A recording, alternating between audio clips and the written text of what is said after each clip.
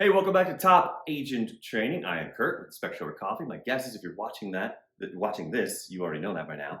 I want to take a few minutes to talk about what you should be doing as a top agent after the inspection. Now, I'm going to assume that you might be newer. If you're watching this, you haven't had a lot of inspections under your belt.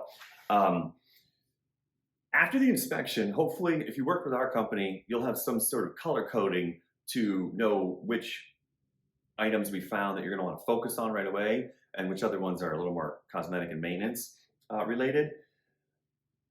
Don't ask your inspector what to negotiate. They have no idea. They don't know prices.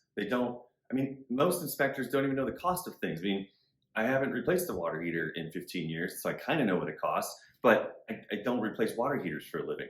Now, one of the things you can do is ask us for a $85 repair pricer report, which is where a sister company of ours, Porch.com, will actually tell you exactly how much everything costs, and they have the network of vendors, so they track all these things and keep track of. So like the pricing in Phoenix would be different than the pricing in Tucson and different than the pricing in Miami, because it's all based on location services. But when it comes down to what you need to negotiate, again, not the avenue for your inspector to be talking about. Like even if it's an electrical safety issue right in your face, like it's not up to the inspector that should be replaced. Their job is to write that down and not really have an opinion about it, except go, yes, that's a safety item, it could cause an issue. As the realtor, you'll have to determine based on your conversations with the listing agent, what you think of the price of the house you put your contract in on, what the market's doing, how much the findings in the report might potentially cost your client. Is there 17 backup offers so that if you overstep your bounds with what you asked for, they'll try to like cut the rug or take the rug out from under you and go to the next offer.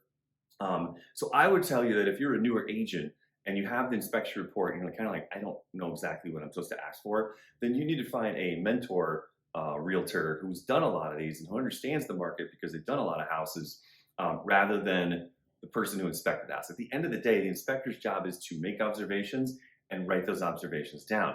We shouldn't have an opinion as to whether something's a big deal or not a big deal.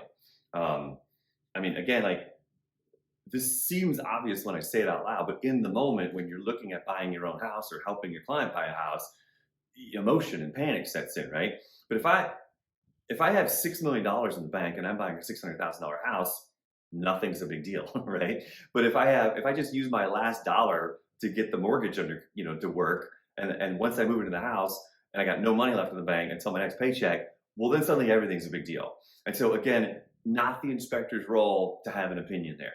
And the other thing is, look, some people buy $6 million houses and there's a ton of stuff wrong with them. Other people go, I'm spending $600,000, I want everything perfect. Everybody has their own sort of emotional attachment around that whole process. So again, important for you to sort of like take some of my other training on how to prep your clients in order to get them ready for receiving the inspection report, where inevitably there's always things that are written down. So that's kind of my take of your best practice after the inspection. Okay, we'll see you in the next training.